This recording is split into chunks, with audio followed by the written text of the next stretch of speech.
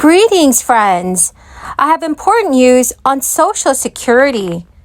Several Republicans have put forward new Social Security reform legislation, and our lawmakers are currently negotiating on whether monthly benefit checks should be increased even more for low-income Americans. Millions of Americans may qualify for at least an extra $100 a month. Friends, please make sure you watch until the end of this video for the complete details. Also, I will be giving away 4 $75 Walmart gift cards every week. Please enter the giveaways. All you have to do, friends, is click and like several of my videos and then comment below the keyword of each video that you watch. The more videos that you comment on, the greater your chances of winning these giveaways. During the months of October, November, and December, I will also be surprising several of you with $200 gift cards to say thank you so much for being part of this community. So the fate of Social Security and Medicare is back in the spotlight.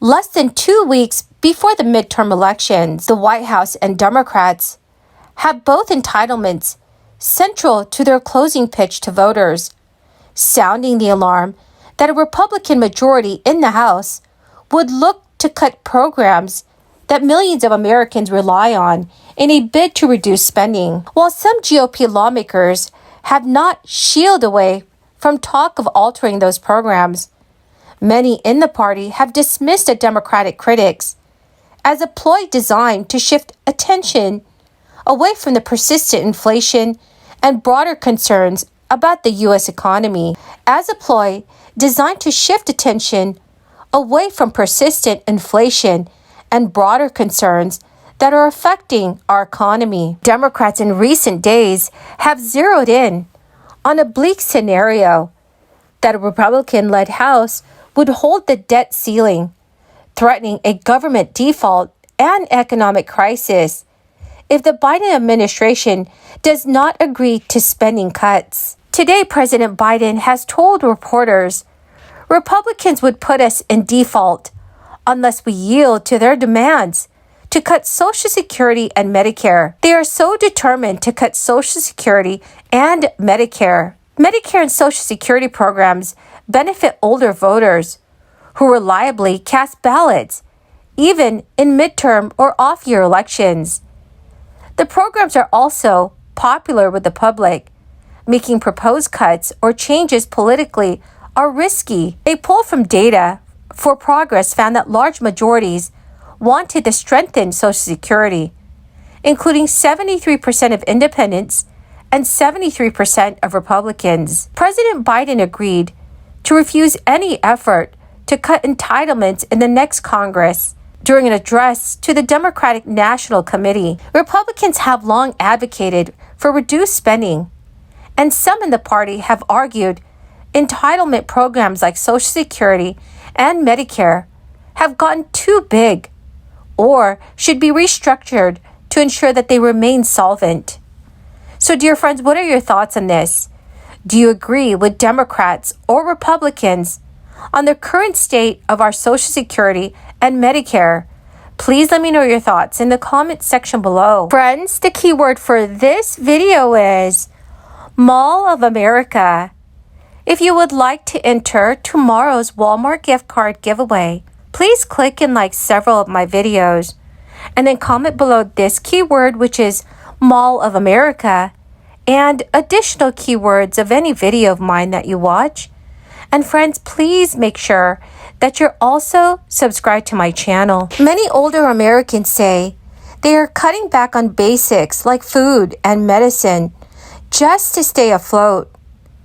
According to many surveys from the Senior Citizens League, a nonpartisan advocacy group, the pinch is even more extreme for those who rely on Social Security as their sole source of income, given that the average benefit payment rose 5.9% this year to $1,658, failing to keep pace with annualized inflation that has topped 8%. Much of the focus during this election cycle has been a proposal from Senate Republican Rick Scott, the head of the Senate GOP campaign arm, released earlier this year.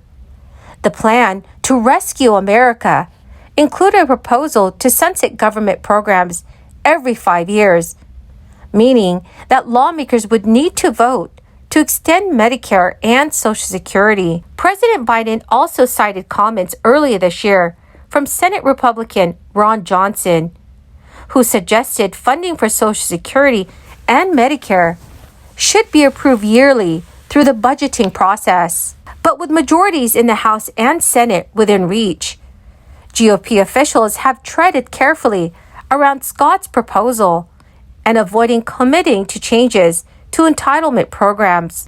Multiple lawmakers, including those in the running to chair the House Budget and House Ways and Means committees, have spoken about the possibility of entitlement reform as a way to rein in spending. House Minority Leader Kevin McCarthy said last week he would not predetermine any potential plans around cutting entitlements or tying them to the debt ceiling. But a day later, he sought to tamp down concerns, saying he meant he would not raise a debt ceiling without a discussion around reducing spending. Republican Representative Jim Banks said at a CBS News event earlier this month that the debt ceiling could be used to call for spending caps, balance budgets, or to cut discretionary spending. Well, my greatest and awesome friends, that is the end of my daily stimulus update video for today.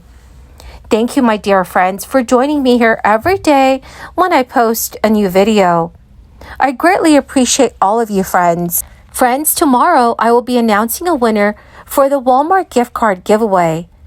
Please remember to enter the giveaways by clicking and liking several of my videos, and then comment below the keyword of each video that you watch. The more videos that you comment on, the greater your chances of winning the giveaways. Thank you, my friends, and have a wonderful and blessed Tuesday. Today, the House of Representatives will pass a bill granting the District of Columbia official statehood. I applaud my House Democratic colleagues for taking this important step towards recognizing the full citizenship of more than 700,000 residents of the District of Columbia. This is a matter of just representation. Our system of government is designed to give everyone in our country a voice in forging their own destiny. Most citizens do that by voting for members of Congress and senators from their states to represent them in this temple of democracy, to advocate for their interests, to voice their concerns. The District of Columbia has more residents than Vermont and Wyoming, and nearly the same as Delaware, Alaska, and several other states. And they bear the full responsibilities and duties of citizenship like residents in all those other states. D.C. residents can be summoned for jury duty. They have served in every war since the American Revolution, and they pay federal income taxes just like residents from every other state. You can learn from any license plate outside. You can learn that from any license plate outside this building. And yet, they are denied real representation in Congress. In the words D.C. borrowed from the Founding Fathers, taxation without representation. Sadly, the debate over D.C. statehood has taken a rather dark turn. Some of my colleagues on the other side, rather than fashion any argument on the merits, have taken to denigrating the basic work